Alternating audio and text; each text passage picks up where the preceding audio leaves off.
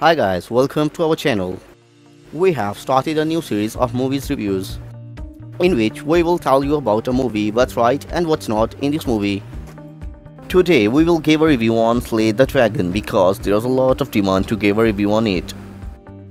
Friends must like our videos because it takes a lot of efforts to make a video. This blistering examination of Republicans redistricting and voter suppression is until election year viewing. This is unarguably a challenging moment for the movies industry.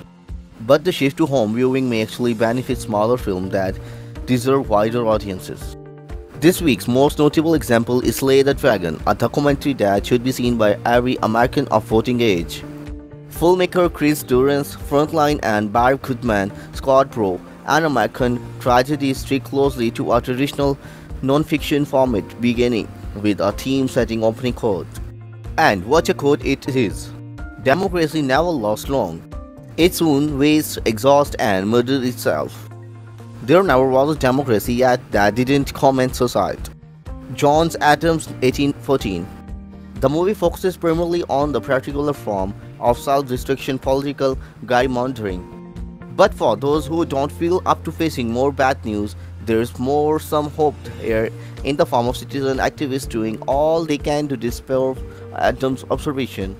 Gerrymandering may not shoot like the most scintillating topics, but Durance and Gottman make a strong case for its being a life-altering one.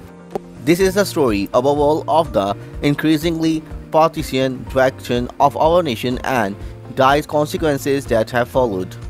It's a tale of secret agendas, savvy manipulation and flat-out immorality facing off against a paralyzed media, uniformed public and automatched opposition. The film begins in Flint, Michigan, which in 2014 experienced what is described as one of the worst public health crises in American history. Even those watching the movie during the single worst health crisis in American history may be surprised that the Flint water disaster and other to flow had its roots in some crooked line drawn on a map. Gerrymandering goes all the way back to 1820 thanks to Massachusetts Governor Albert Gerry, but in recent decades, Republicans have perfected the practice to gain control of one's balanced districts. And then they have decisively reshaped the local, state, and national affairs.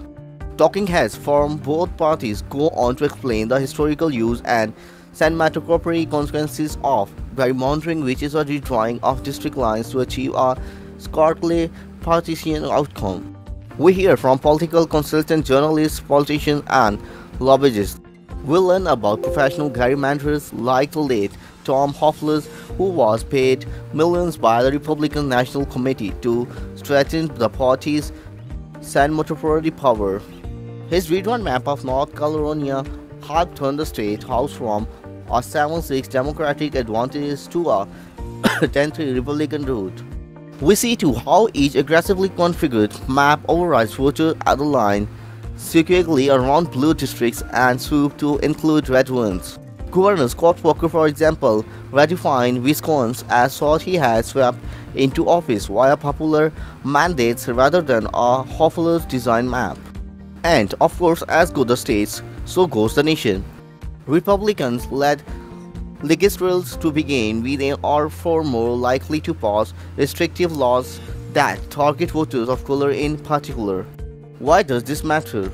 Well, new voter ID laws prevented approximately 45,000 people from voting in Wisconsin. For those counting, Donald Trump won Wisconsin by about 23,000 votes. The filmmakers also follow a few high-profile efforts to push back against this anti-democratic manipulation. Among these is novice activist Kathy Fahey, a recent college grad and independent voter. She felt moved to take some kind of action in 2016 in the face of the country's increased polarization. Like countless others, she turned to Facebook. A single message led to a small community town hall meeting, which grew to a ballot initiative which, well, if you don't remember what happened, you will have to see for yourself. But here's a spoiler of sorts. The film is structured so we come away with two competing and yet complementary impressions. First, that our political system has become infected with the rampant and deadly corruption that has spread out of control. And second, that there is a communal core. Gary Habert, senior director of the non-partisan campaign Legal Center, best experiences the antidote to John Adams' prescience forecast. As he tells a group of volunteers, there are a few times in your life when you say, I could have really made of a difference. And did I have the courage to do it? Goodman and Torrance did. Many of their subjects did. Spend a couple of hours during this presidential election year watching their movie, and you will be on your way too. Our goal is to introduce you every Hollywood movie and English TV series. We express your opinion in comments below and let us know how you like our videos. Share our channel and thumbs up on our videos. If you have liked this informative video, then press the below like button and encourage us. Thanks for watching.